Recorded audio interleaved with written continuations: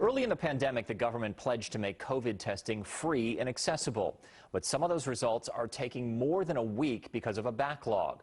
So what do you do if you need a quick answer? One North Texas man tells NBC5 Responds it meant paying $500 out of pocket. Deanna Zoga shows us why.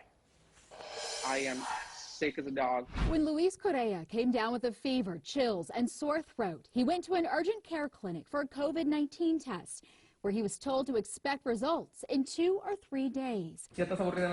By day 4, no word, and Correa, who has high-risk family members, could not stomach waiting any longer. I'm afraid I'm going to get other people sick. And my life has to continue.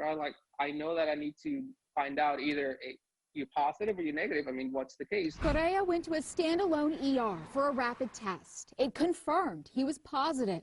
Information that cost him $500 out of pocket. Thankfully, I have the resources to be able to pay $500 for a test, but there's other people that don't have that. There's other people that are struggling to even get a test to start with. Federal law requires COVID tests and office visit costs to be covered by insurance companies in a cost-sharing measure during the pandemic.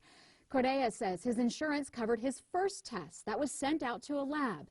The test taken at the ER isn't covered. Dr. James Pinckney of Diamond Physicians, who is not involved in this case, says he charges no more than $150 for the same test, but explains that's the price at a doctor's office, not an ER. But at an ER, prices are always going to be more expensive, and as long as they're being forthcoming with the price and not telling the patient afterwards, hey, it's $500 cash, I don't have a problem with that. I've got numerous colleagues that own freestanding ERs, and that's about what they're charging. Dr. Harvey Castro, president of Trusted ER, the one Correa visited, says it's transparent about the cost, and the price reflects the ER's higher overhead. We're testing you, but that's 24/7. So the difference is we're open 24/7. We're doing the test right there. You're seeing a doctor, a nurse, a full evaluation. I think that it should be mandated to have regulations in the state of Texas or maybe nationwide when a pandemic like this hits.